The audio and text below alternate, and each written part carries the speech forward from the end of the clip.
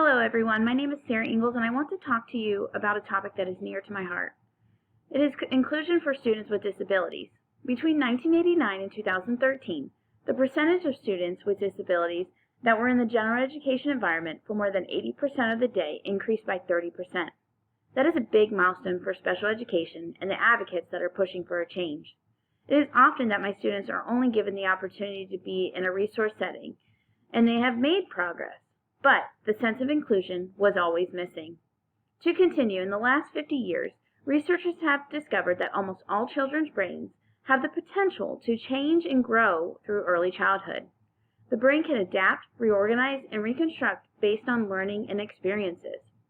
Therefore, the more students are exposed to appropriately challenging content, the greater the impact it will have on their brain growth. With research-based interventions and conscious differentiation, students can progress and make academic success. However, many students with disabilities are placed in classes with only direct or pull-out instruction. But some research shows it is possible that 85% of students with disabilities can master grade-level content if they receive necessary support in the general education environment. These supports include access to a special education teacher and appropriate accommodations such as test questions read aloud, extended time, or preferential seating. Furthermore, students with disabilities who are placed in an inclusion setting receive more instructional time, which might be due to less transitions. They could also have fewer absences and increased post-secondary goals. Studies show that there are no negative impacts on academic achievement to the non-disabled peers. Instead, they benefit by creating positive relationships and learn how to form relationships with a variety of peers. Thus, it positively impacts all students in the classroom.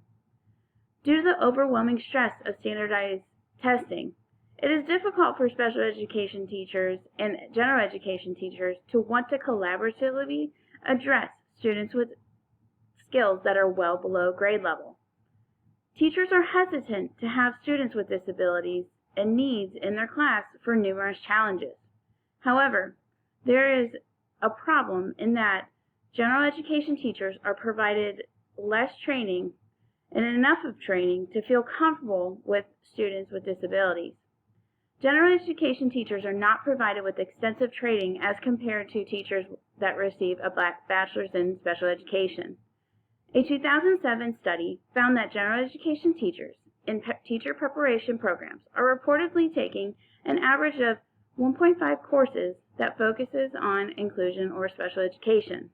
That is significantly lower than the 11 courses that the special education teacher takes. Teacher prep programs should be doing more. It is popular that a teacher will experience having a special education student in their class at one point in their career. And based on IDEA policies, a teacher must be ready to provide supports when a child needs to be successful. Also, teachers who approach teaching with a growth mindset can provide a more encouragement to students to work hard and put forth more effort. In return, students will be more willing to take on and rise to the challenge. Not only are changes being made in the classroom to include students with disabilities, but also in the decision-making and planning of their education.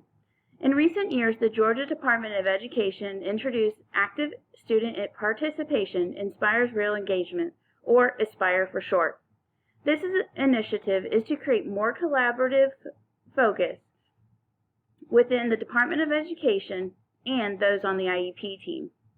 ASPIRE is designed to create a student involvement, student-directed, and self-determination in the student education planning.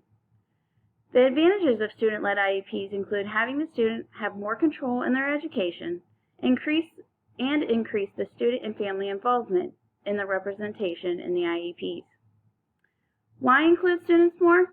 Well, in return, they will learn to set future goals, have a greater interest in their education, gain self-esteem, self-advocacy, and social skills. Also, it will help the student see how many people are on their team to help them be successful. The Georgia Department of Education has provided resources at the school level to direct teachers to help involve their students in their education.